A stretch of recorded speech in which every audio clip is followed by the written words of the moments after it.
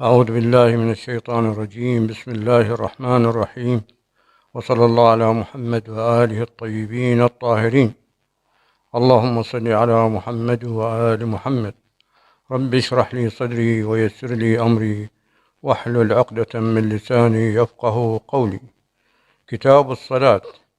والصلاة هي إحدى الدعائم التي بني عليها الإسلام، وهي عمود الدين. إن قبلت قبل ما سواها، وإن ردت رد ما سواها. وفي مضمون الرواية عن الإمام الصادق عليه السلام قال: ما أعرف شيئا بعد المعرفة مثل هذه الصلاة. والمعرفة هنا هي أصول الدين، مثل التوحيد والنبوة والعدل والإمامة والمعاد. وبعد أن يضبط الإنسان عقائده تأتي الفروض المطلوبة منه، وأهمها الصلاة.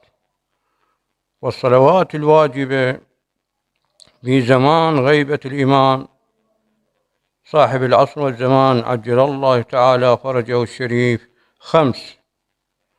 وأول هذه الصلوات الواجبة الصلاة اليومية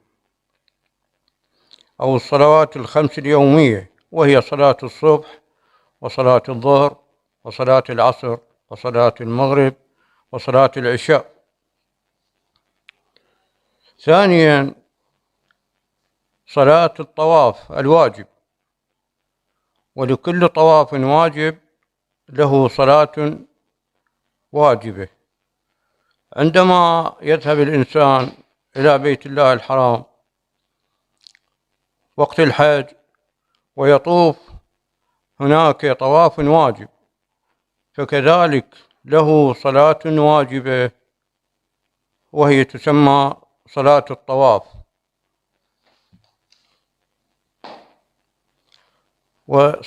ثالثا صلاة الآيات عند كسوف الشمس وخسوف القمر وكل أمر مخوف.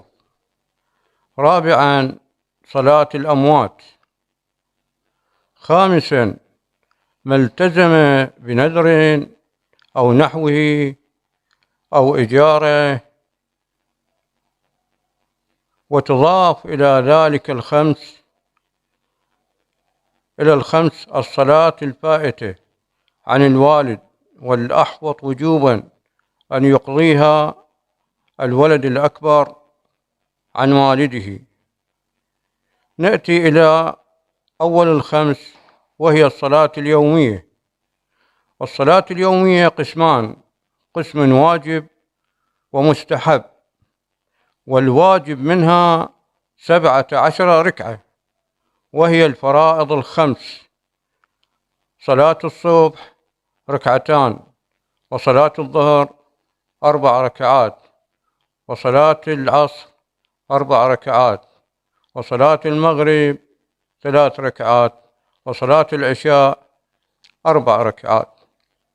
هذا في الحضر. أما في السفر فتسقط من كل رباعية 2 ركعتان، والرباعية مثل الظهر والعصر والعشاء، كل واحدة بدل 4 2. والحمد لله رب العالمين، وصلى الله على محمد وآله الطيبين الطاهرين.